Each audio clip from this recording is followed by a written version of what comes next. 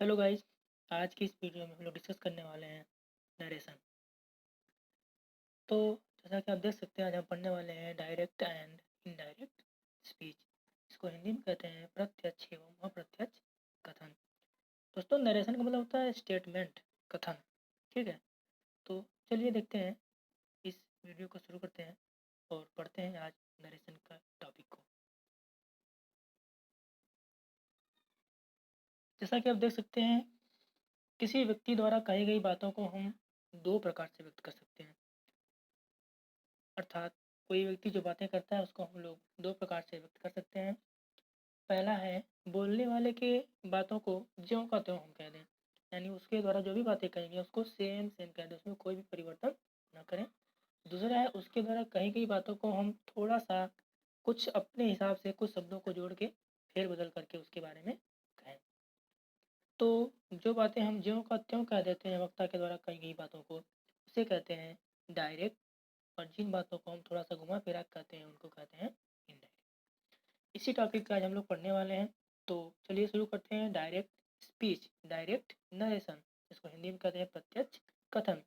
जैसा कि आप देख सकते हैं, जब किसी व्यक्ति द्वारा कही गई बात को अन्य व्यक्ति द्वारा बिल्कुल वैसे ही प्रस्तुत किया जाता है जैसा कि उसके द्वारा कही गई है, इस कहने के ढंग को हम कहते हैं डायरेक्ट नरेशन या डायरेक्ट स्पीच।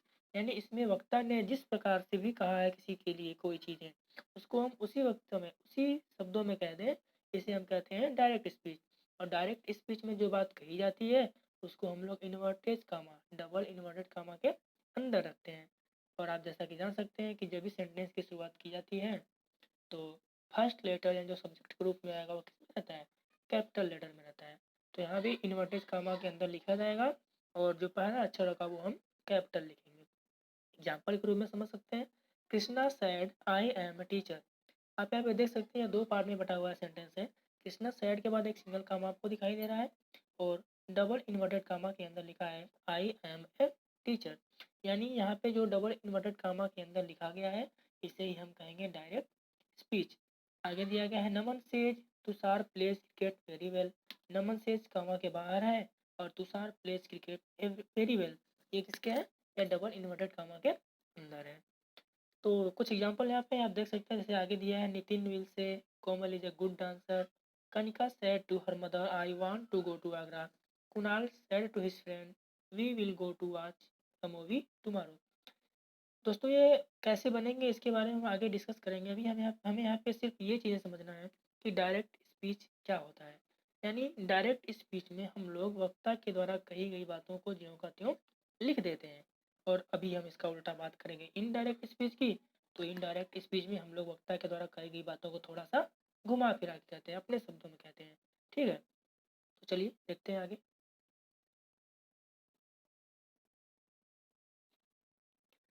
डायरेक्ट स्पीच के निम्नलिखित दो भाग होते हैं। पहला होता है रिपोर्टेड क्लास, जिसे हम रिपोर्टिंग वर्ब भी कहते हैं। दूसरा होता है रिपोर्टेड क्लास, जिसे हम रिपोर्टेड स्पीच भी कहते हैं। तो चलिए समझते हैं कि रिपोर्टिंग वर्ब और रिपोर्टेड स्पीच क्या होते हैं। वाक्य में इन्वर्टेड कामा से पहले का भाग, दोस्तों जैसा कि हम लोग देख भी सकते हैं, यहाँ पे पीछे दिया गया है आपको, यह इन्वर्टेड कामा के बाहर का भाग है। ठीक है, तो वाक्य में इन्वर्टेड कॉमा से पहले का भाग रिपोर्टिंग क्लास कहलाता है या रिपोर्टिंग वर्ब कहलाता है, जिसमें सब्जेक्ट होते हैं, वर्ब होते हैं तथा ऑब्जेक्ट होते हैं। कभी कभी आपको ऑब्जेक्ट नहीं भी मिलेंगे। वाक्य में प्रयुक्त सब्जेक्ट को स्पीकर कहा जाता है, यानी जो बोलने वाले हैं, और वर्ब में रिपोर्टिंग वर्ब तथा ऑब्जेक्ट को सुनने वाला कहा जाता है। दूसरा भाग होता है डायरेक्ट स्पीच का, रिपोर्टेड स्पीच या रिपोर्टेड क्लास। रिपोर्टेड क्लास में वाक्य में इन्वर्टेड कॉमा के अंदर का भाग, यानी जो वाक्य हम पढ़े पीछे की डायरेक्ट स्पीच जिसको हम कहते हैं, जो डबल इन्वर्टेड कॉमा के अंदर होता है, तो उस वाले भाग को हम लोग कहते हैं रिपोर्टेड स्पीच, जिसमें स्पीकर द्वारा कहा गया कथन होता है। और इसी को हम लोग डायरेक्ट स्पीच में ज्यों का त्यों रख देते हैं और इनडायरेक्ट में क्या करते हैं, उसी बात को थोड़ा सा घुमा फिरा के कहते हैं। नीचे एग्जाम्पल के तौर पर समझते हैं, जैसे कि Rohan said to his father, यह सिंगल कॉमा है, फिर डबल इन्वर्टेड कॉमा के अंदर लिखा गया है I want to purchase a car. I want to purchase a car. तो Rohan said to his father, यह डबल इन्वर्टेड कॉमा के बाहर का भाग है, जिसे हम कहेंगे क्या, रिपोर्टिंग वर्ब। ठीक है दोस्तों, और आगे है I want to purchase a car, यह डबल इन्वर्टेड कॉमा के अंदर का भाग है, जिसे हम लोग क्या कहेंगे, इसे हम लोग कहेंगे रिपोर्टेड स्पीच। ठीक है, तो एक बार फिर से समझ लेते हैं। डायरेक्ट स्पीच के दो भाग होते हैं, पहला होता है रिपोर्टिंग वर्ब और दूसरा होता है रिपोर्टेड स्पीच। रिपोर्टिंग वर्ब जो होता है वह डबल इन्वर्टेड कामा के बाहर का भाग होता है जो सिंगल इन्वर्टेड कामा से अलग किया होता है, और reported speech double inverted comma के अंदर का भाग होता है। अब हम लोग आगे समझेंगे इनडायरेक्ट स्पीच के बारे में, जिसे हम कहते हैं अप्रत्यक्ष कथन।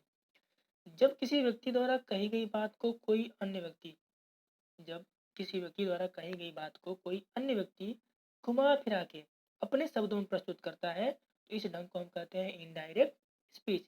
तो इसे हम कहते हैं क्या, इनडायरेक्ट स्पीच। और इनडायरेक्ट स्पीच में इन्वर्टेड कामा को और जो सिंगल कामा था उसको हम क्या कर देते हैं, हटा देते हैं, इनका प्रयोग नहीं किया जाता है। और रिपोर्टेड क्लास से पहले दैट का प्रयोग किया जाता है। दोस्तों ये नियम है, आगे हम इसके बारे में समझेंगे अच्छे से। एग्जाम्पल के रूप में समझ लेते हैं। Rohan said to his father. अब ये सिंगल कॉमा से अलग है, जैसा कि हमने पीछे पढ़ा अभी भी। इसे हम कहेंगे क्या, रिपोर्टिंग वर्ब। और आगे दिया है I want to purchase a car. अब ये देखिए डबल इन्वर्टेड कॉमा के अंदर है, इसे हम लोग कहेंगे रिपोर्टेड स्पीच।